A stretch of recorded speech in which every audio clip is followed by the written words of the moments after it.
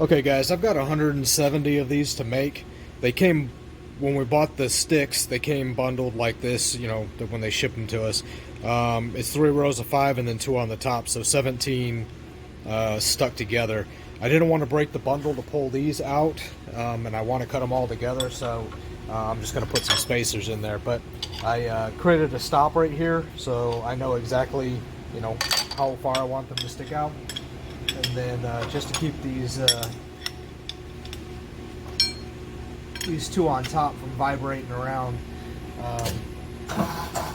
clamp it like that. So it's going to go ahead and cut through those, and we'll have 17 parts to take to the first stop.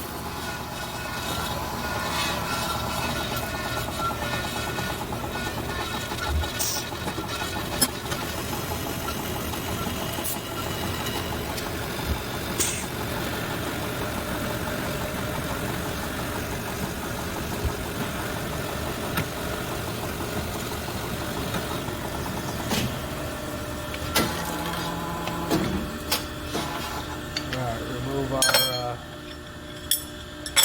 extra pieces here.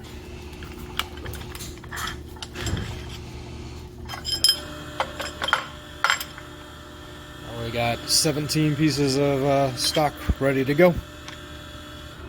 Alright, next I'll take you to the Tormach. Okay, so the first stop we're going to do is in the Tormach. I've got a square collet in, and put the stock in. My stop.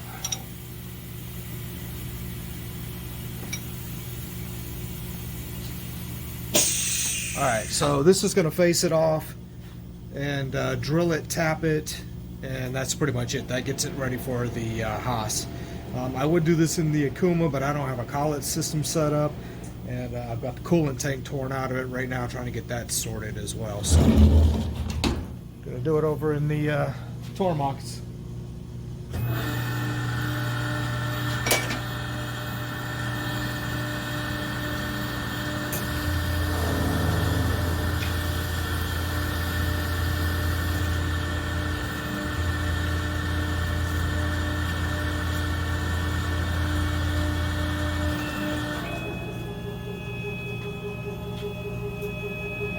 Remember, this is rapids on the Tormach.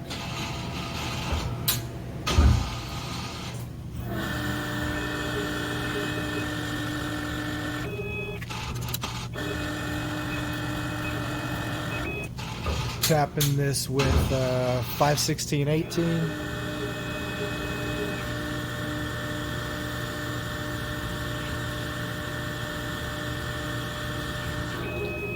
Alright, and this last stop is just to basically clear that little lip off. They don't want it counter chamfered, so we're just making it flat on the end by machining the last 5th or so off. Alright, so I moved the turret all the way out of the way so we can get the bar in and out.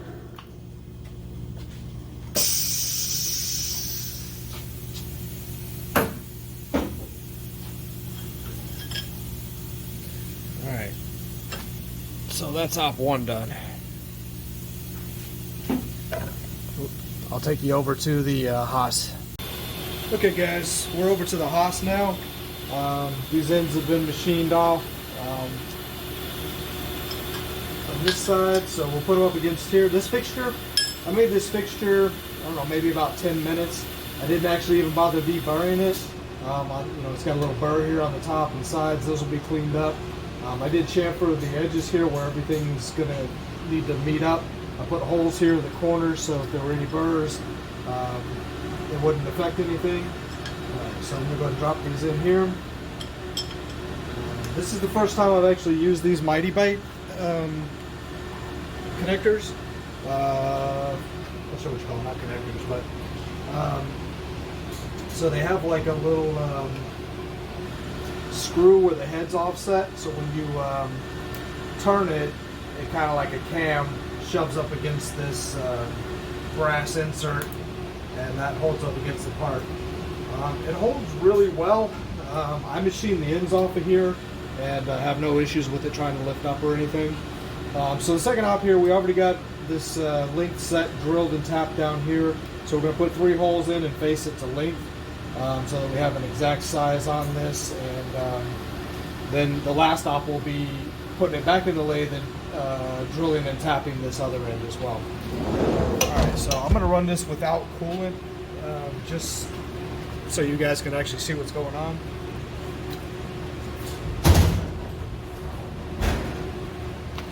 Hopefully it'll be alright. Let's see here.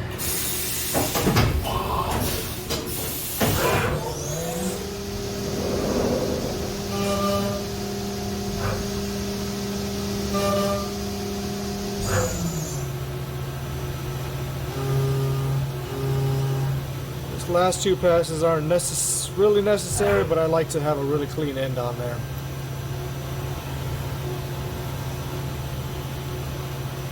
I may have to turn the coolant on while it's drilling, I'm not sure yet. I haven't run it without coolant.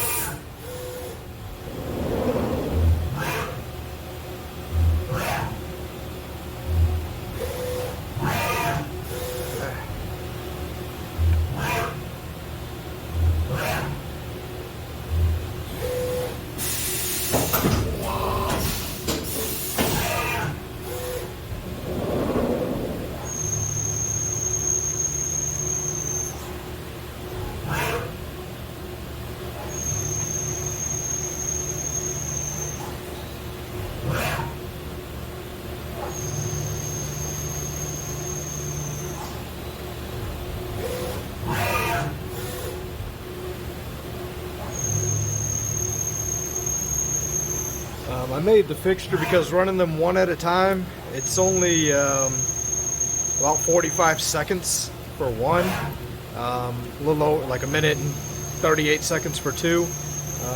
It was just a whole lot of time loading them one by one.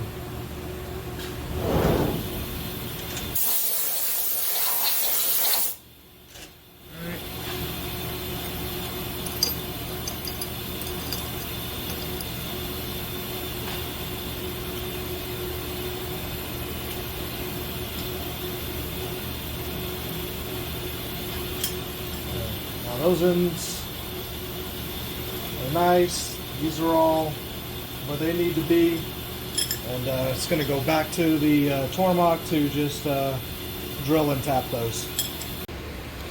Alright, so as you can see here, I've already got quite a few done. These all still need the last op on the back side. But here's the drilled and tapped holes on this side, the top holes here. And you can see the ends here.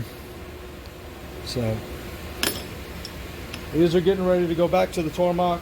I don't really need to go back to the Tormach and show you the second job. It's going to be basically exactly the same. I'm going to use a stop and just drill it and tap it instead of facing it. Alright, oh, hold on. Pro tip. when you're running a fixture in your vices, always take your handles off and put them far away, because out of habit of opening and closing the vices every time a part comes in and out, when you've got a fixture in here that you don't want to move and that's actually cut in place, if you have your vice handles close by, it's just a force of habit to just come in and automatically just open the vice, which can screw you up.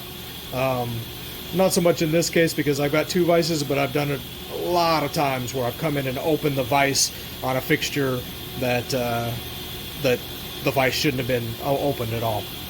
Alright, thanks for watching, guys. Hope you enjoyed.